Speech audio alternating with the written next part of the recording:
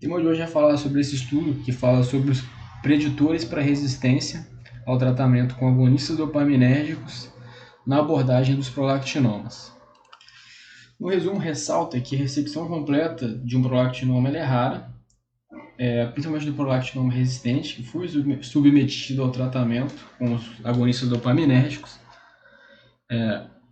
E o objetivo do estudo é investigar alguns preditores que nos dê indícios desse tumor ser resistente ou não ao tratamento com os agonistas de dopamina. Ele é um estudo belga que tem 69 doentes e coloca como os possíveis preditores os achados de ressonância, o perfil hormonal, resposta ao tratamento com os agonistas de dopamina. Ele achou uma taxa de resistência de mais ou menos 16% de todos os prolactinomas tratados. E os preditores que ele encontrou foi sexo masculino, um tumor grande, tumor com aspecto cístico, hemorrágico, necrótico, a prolactina que continua alta ou que não normalizou depois de ser feito o tratamento com os agonistas de dopamina, uma lesão que seja captante de contraste, também tem uma chance maior de resistência. Os resistentes também é comum que eles tenham sintomas de efeito de massa, com maior frequência, né, em comparação com os que não são resistentes, principalmente quando esses sintomas vêm isolados. E doenças também que demoram algum tempo para normalizar ou para diminuir o nível de prolactina. Na introdução, ele fala um pouco sobre os adenomas de hipófise, né? São tumores benignos, tumores neuroendócrinos, correspondem a 10% de todos os tumores intracranianos. O hormônio que é mais comumente secretado nesse tipo de tumor é a prolactina. Os prolactinomas dentro desse grupo de tumores correspondem a 40%, né, dos casos, e são os que melhor respondem à terapia farmacológica, em contraste com os outros tipos de tumores da hipófise, né?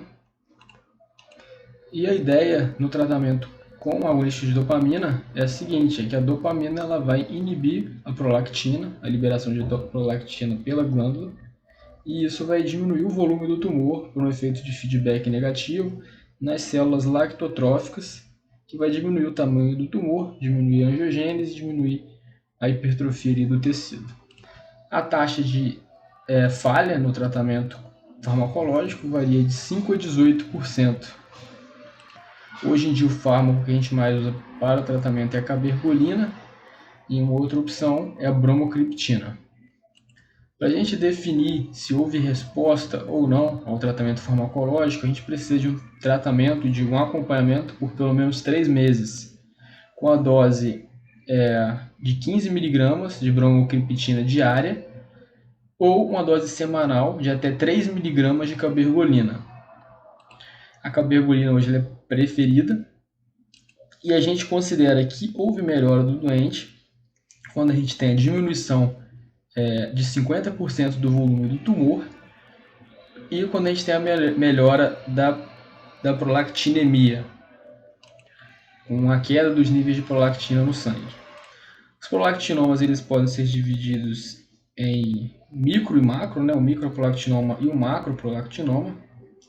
A taxa de resistência no microprolactinoma é de 5% e a taxa de resistência no macroprolactinoma é de 20%.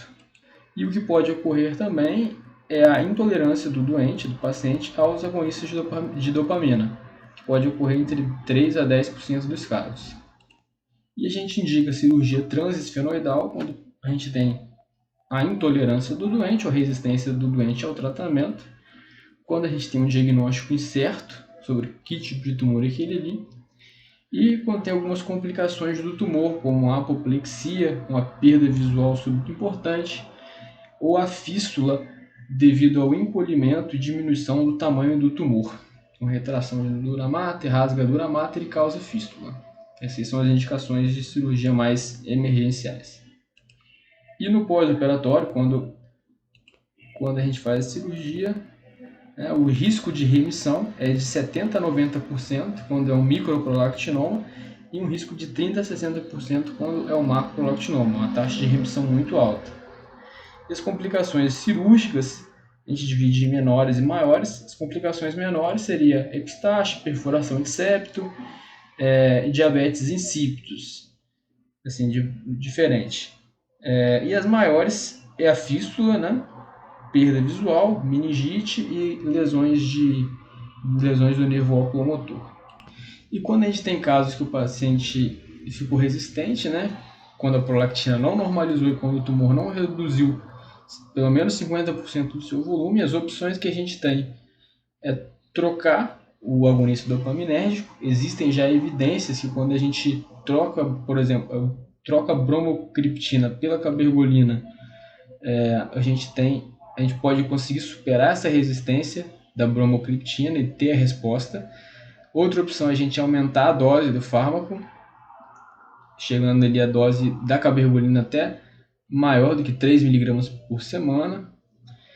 E a outra opção é fazer a cirurgia transfenoidal. Quando a gente faz a escolha pela cirurgia, é frequente que essa retirada, que essa ressecção do tumor seja incompleta, e a causa disso é a fibrose causada pelo uso do agonista dopaminérgico. O uso da bromocriptina e da cabergolina geram fibrose e encolhimento do tumor. Isso ocorre já num período de 6 semanas após o início da droga. E isso dificulta a ressecção do tumor. Quando a gente encontra fibrose dentro da cirurgia, isso é um mau preditor de remissão. E a resposta no pós-operatório é de aproximadamente 36%, quando a cirurgia é feita como tratamento de segunda linha, quando ela é feita depois do tratamento farmacológico. E o sucesso da cirurgia, quando é uma cirurgia de primeira linha, chega a ser de 87% no microprolactinoma e de 56% no macroprolactinoma. Uma diferença bem importante, por isso que esse estudo tem seu valor, para a gente decidir se a cirurgia vale a pena ser feita como tratamento de primeira linha antes de fazer o tratamento com os agonistas de dopamina. Outros achados também é que o diabetes insípidos fica mais comum também quando a cirurgia é feita como tratamento de segunda linha. E a gente diagnostica o prolactinoma, o diagnóstico é feito através dos achados da ressonância magnética, que mostra a lesão celular, e a gente tem a prolactina aumentada, acima dos valores de referência, de 2 vezes acima do valor para microprolactinoma e 5 vezes acima do valor de referência no macroprolactinoma, confirmado em 2 dosagens. Nesse estudo, as síndromes familiares, como a neuropatia endócrina múltipla tipo 1, foram retiradas do estudo, não entraram. Em relação à clínica da doença, ela é mais comum nas mulheres. Ela pode ter como sintomas amenorreia, oligomenorreia, perda de libido, disfunção erétil, infertilidade, tudo que tem em relação com os hormônios sexuais. Pode ter também galactorreia e os sintomas de efeito de massa do tumor, que é cefaleia de aspecto central, pode ter tontura e perda visual. Pode também ter alterações de motricidade ocular e até neuropatia de par craniano. Na bioquímica, a gente vai ter que dosar a prolactina, o IGF-1, TSH, o ACTH e os hormônios sexuais, LH, estrogênio, progesterona, testosterona e o FSH. E na ressonância, no estudo, ele observou o volume, o formato do tumor e a captação do contraste do tumor. Foi feita ressonância no pré e uma ressonância de follow-up. E uma vez que se inicia o tratamento com a cabergolina, a gente tem que fazer a dosagem sérica de cabergolina durante o tratamento para fazer o follow-up do doente. Aqui esse gráficozinho mostra a resposta, o volume do tumor nos responsivos e nos resistentes. Depois que fez o agonista de dopamina, você vê que os responsivos, o volume do tumor diminuiu bastante em relação ao volume dos resistentes. E o estudo compara esses dois grupos, os que responderam e os que não responderam ao tratamento. E usando aquele critério, resistente foi aquele que não normalizou a prolactina e que o tumor não reduziu 50% do seu volume. O grupo resistente foi bem mais comum a presença de homens. A presença de macroadenomas foi também mais comum no grupo dos resistentes, 73% dos macroadenomas foram para esse grupo. O volume médio desse grupo foi de 3,21 centímetros cúbicos de média, em comparação com o outro que foi de 0,13, foi bem maior. E a ressonância no grupo dos resistentes mostrou com mais frequência lesões císticas, lesões necróticas, lesões com hemorragia. Mostrou também uma captação de contraste maior nesse grupo, 28% maior do que no grupo dos responsivos. A explicação disso pode ser pela presença de angiogênese maior nesse tipo de tumor. E a grande contribuição desse estudo foi chegar no final nessa tabelinha, que é uma tabela de score para a gente definir ou ter um parâmetro para dizer se aquele tumor tem uma chance maior de ser resistente ou não. Isso pode interferir na nossa conduta, no sentido de colocar a cirurgia como primeira linha de tratamento, no lugar de fazer o tratamento farmacológico, que, se feito primeiro, pode ter algum prejuízo se a gente precisar converter para cirurgia depois. Nesse score ele tem 4 itens, né? Sexo, volume do tumor, achados da ressonância, se tem aspecto cístico, hemorrágico, necrótico, e a prolactina sanguínea. Sexo, se for mulher, não pontua nada. Se for homem, pontua 7 pontos. O volume do tumor, você calcula ele, né? Calcula os centímetros cúbicos do tumor, e o valor do centímetros cúbicos dividido por 6 vai dar o número de pontos para o score. Se tiver lesão cística, hemorrágica e necrótica, ganha 12 pontos. Em relação à prolactina, se ela normalizar com 1 mês, ganha 4 pontos. Se ela normalizar com 4 meses, depois do início do tratamento, ganha 16 pontos, com um intermediário de 2 e 3 meses nesse tempo. E aqui você tem o resultado. Pontuação menor do que 18 pontos é um tumor não resistente. Se ficar entre 18 e 24, você fica numa zona intermediária. Se for maior do que 24 pontos, você tem um tumor que é resistente ao tratamento farmacológico e teria sentido você fazer a cirurgia de uma vez.